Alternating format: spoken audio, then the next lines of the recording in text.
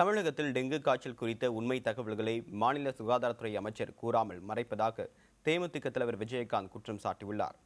தஞ்சாவூர் மாவட்டம் கும்பகோணத்தில் நடைபெற்ற பொதுக்கூட்டத்தில் பேசிய அவர், வருடத்திற்கு 3000 கோடி ரூபாய் அளவிற்கு மது வகைகளை விற்பனை செய்து தமிழக அரசு லாபம் சம்பாதிப்பதாகவும், ஆனால் 3 கோடி ரூபாயில் செலவில் மது குடிக்க வேண்டாம் என விளம்பரம் செய்வது போலித்தனமாக உள்ளதாகவும் தெரிவித்தார். மேலும் தமிழகத்தில் டெங்கு காய்ச்சல் வேகமாக பரவி உயிரிழப்புகள் தொடர்வதாக கூறிய விஜயகாந்த், ஆனால் டெங்கு காய்ச்சலே இல்லை என மாநில சுகாதாரத்துறை அமைச்சர் விஜயபாஸ்கர் உண்மைக்கு மாறாக பேசுவதாக புகார் தெரிவித்தார்.